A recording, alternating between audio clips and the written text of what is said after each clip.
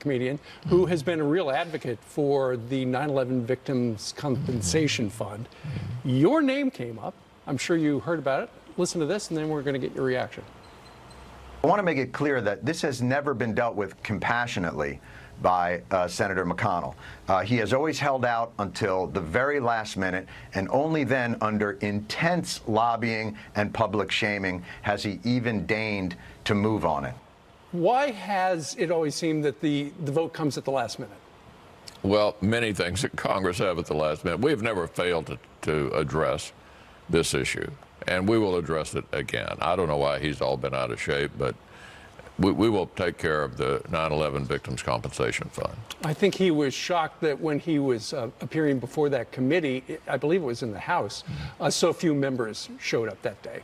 Well, that frequently happens because members have a lot of things going on at the same time. And it sounds to me like he's looking for some way to take offense.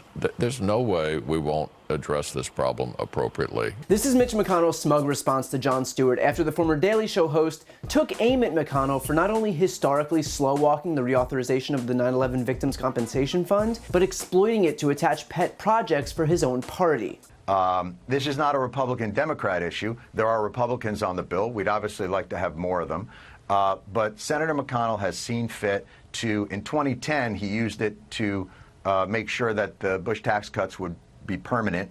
In 2015, he took it out of the transportation bill. As for this latest reauthorization, as early as August of 2018, those impacted were told that the fund was running out of money nearly a year ago. But this isn't some arbitrary measure about getting a bridge built or corn subsidies.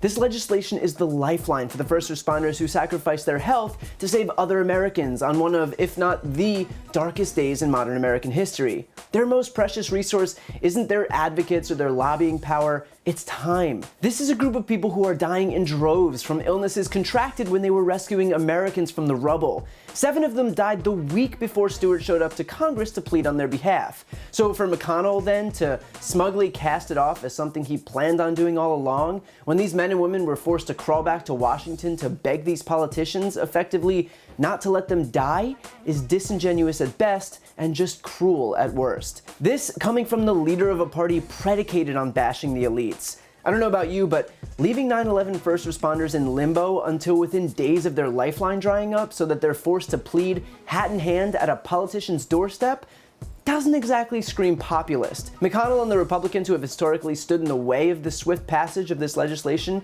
are the exact thing that they rail against. And look, this is no surprise. Republicans have always claimed to be for the little guy while cozying up to big business and decimating organized labor. The only major accomplishment that Republicans have achieved during the Trump era is the passage of a $1.5 trillion tax cut for corporations and the ultra-rich, which was passed on the pretense of trickling down to employees. Only instead, it resulted in record stock buybacks and executive salary raises, while employee wages barely surpassed inflation. It was supposed to pay for itself, but instead corporate tax revenue has tanked, and even Republicans are beginning to admit that it will never pay for itself. The Republican Party's PR strategy might be focused on the little guy, but their policies and actions work exclusively for the rich. Stewart is advocating for this legislation to be extended until 2090, so that our first responders don't have to take another minute out of their lives to wonder if the country they gave their health for will bother to give back to them. And it should pass unanimously, because every single politician who showed up on the news saying never forget in the aftermath of 9/11